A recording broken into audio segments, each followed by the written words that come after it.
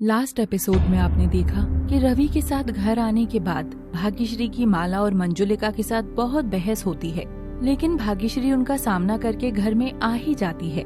बाद में मंजुलिका के भड़काने पर माला देवी भड़क जाती हैं, तो वो जितेंद्र और नरसिंह देव से भाग्यश्री के बारे में बात करना चाहती थी, पर उसे मौका नहीं मिल पाता। इसके अलावा कॉलेज जाने पर जितेंद्र को एक गिफ्ट मिलता है जो भाग्यश्री के लिए होता है।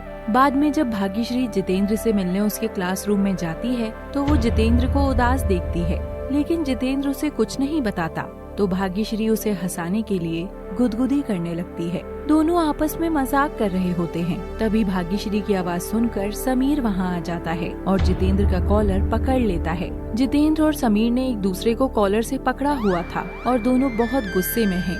समीर, ये क्या कर रहे हो तुम? छोड़ो इसे। भाग्यश्री, तुम्हें दिखाई नहीं देता? ये तुम्हारे साथ बदतमीजी कर रहा था।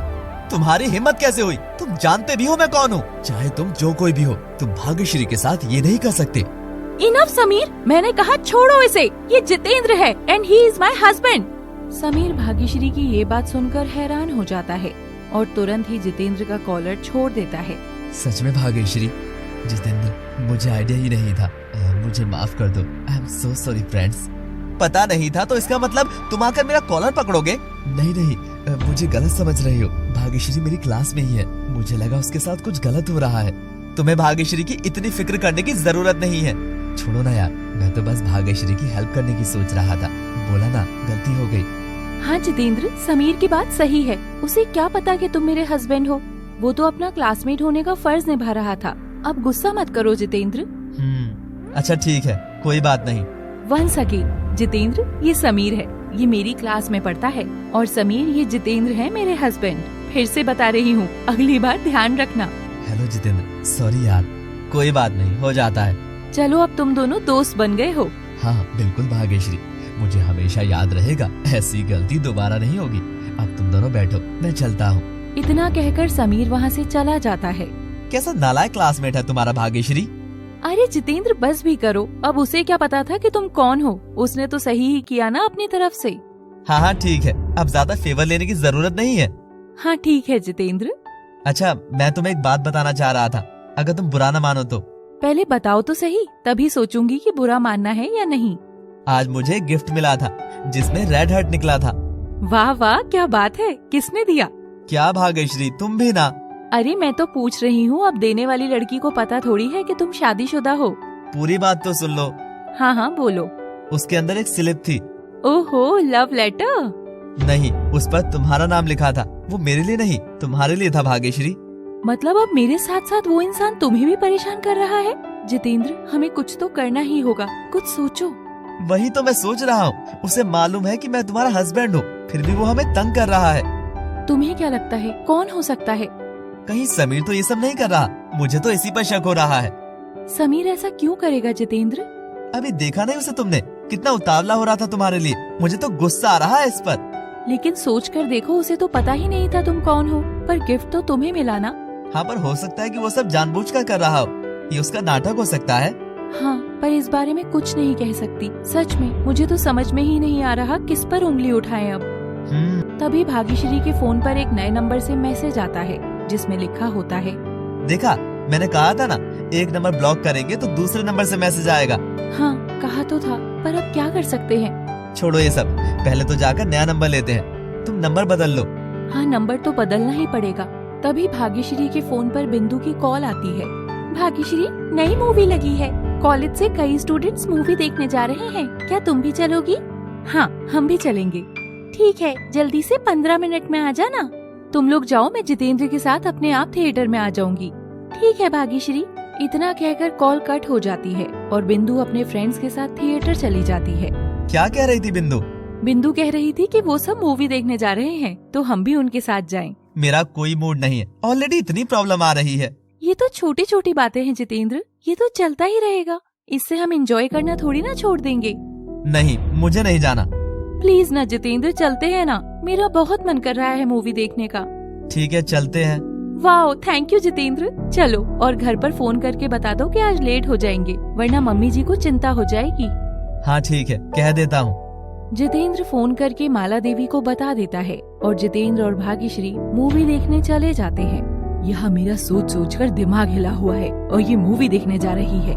तो मैं तो कहती थी उसे कोई फर्क नहीं पड़ता, ये तो मजे मार रही है, टेंशन तो हमें हुई पड़ी है। पता नहीं कौन सा मनहूस दिन था जो मैं इसे अपनी बहू बना कर ले आई। मेरे बेटे को और बिगाड़ दिया। ठीक ही हो रहा है, सही है, तू इसी लायक है। 3 दिनों से तुझसे कह रही हूँ बात कर ले, तो तूने की बात नहीं ना। तो मैं क्या करूँ दीदी, आपके सामने ही है, मौका ही नहीं मिल रहा था। अब मैं दोबारा तुझसे कुछ नहीं कहूँगी, मैं खुद देखती हूँ कि तू कब बात करती है। करूँगी दीदी, आज पक्का करूँगी। आज आए तो सही इसके पापा। ठीक है, देख लेते हैं।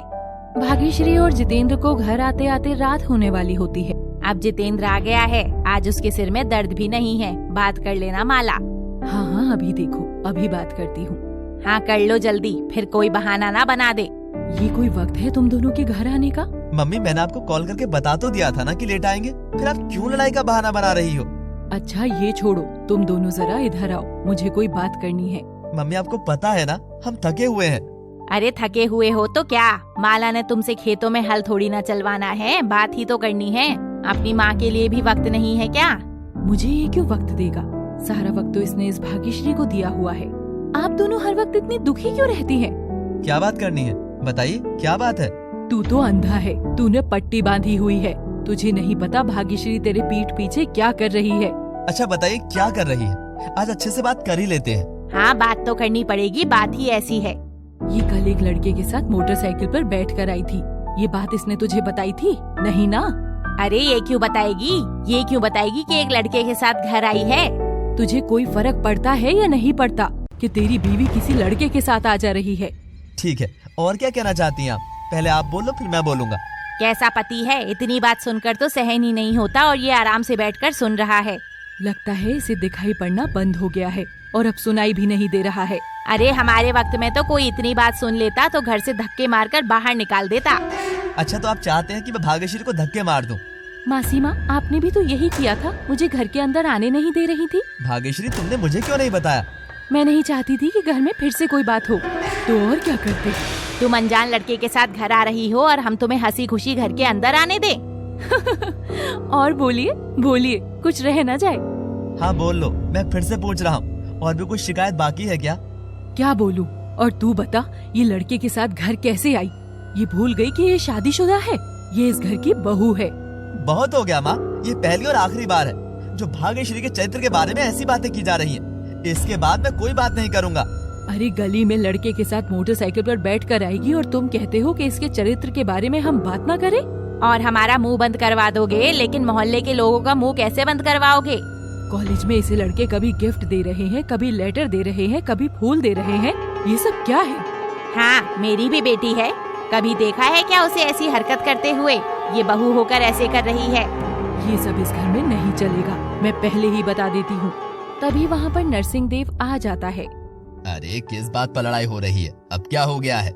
हाँ हाँ आप भी आ जाइए, आज आपको भी सब पता लग जाना चाहिए। क्या पता लग जाना चाहिए, बताइए।